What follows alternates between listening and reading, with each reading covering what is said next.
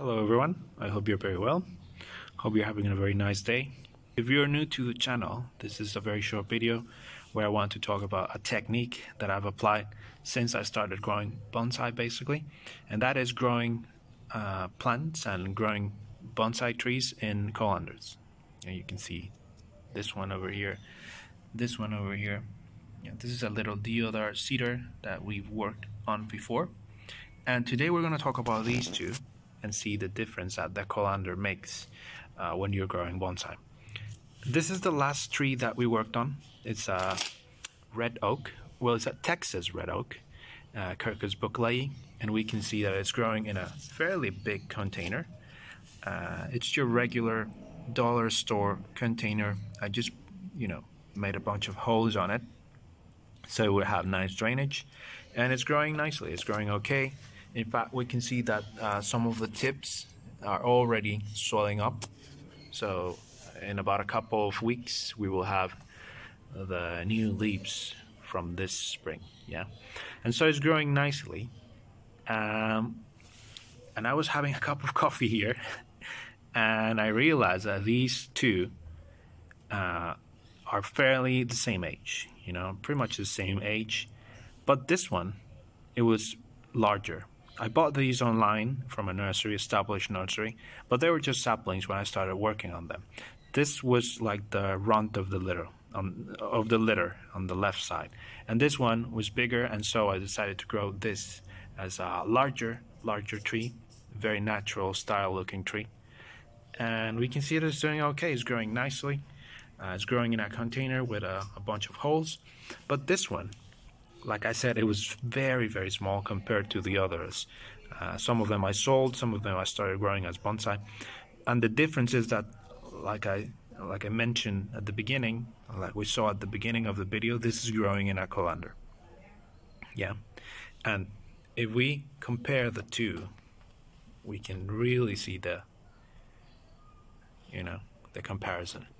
We can see that the one on the left,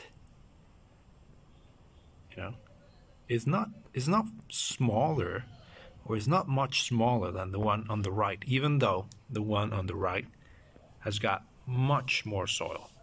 Yeah, they've been growing in basically the same type of soil. They've been growing in the same location, so same amount of water, same amount of light, same amount of fertilizer. But we can see that this one has really taken off. In fact, you can see in one of the videos where we work on the oaks in general. I think we work in about 4 of them. You can see that this one, explodes with new growth. It's very, very vigorous. And we can see that the trunk base, or the Navari, is looking all gnarly and interesting. Maybe from a Japanese point of view, this is not the ideal root base, but I think it looks kind of cool. Yeah. Originally, it was growing in an even smaller colander, but we can see that this is a technique that really helps them to develop. Yeah. So in the future, what I intend to do is get rid of this branch. This is going to be a bit of an update on this little guy as well. I'm going to remove this branch because you see we got that ugly elbow over there, almost like a 90-degree angle. And so we got this long branch, sacrificial branch, that this one also has, sacrificial branch as well. So you can't say that this one doesn't have a sacrificial branch and this one does. Same conditions, same techniques applied to both of them. The only difference is the colander. So this isn't my idea at all. In fact, if you follow Japanese people on Instagram, you realize that this is fairly common over there. And I started growing bonsai like this because there's a channel in Spain. In fact, I think it's one of the largest YouTube bonsai channels in the world.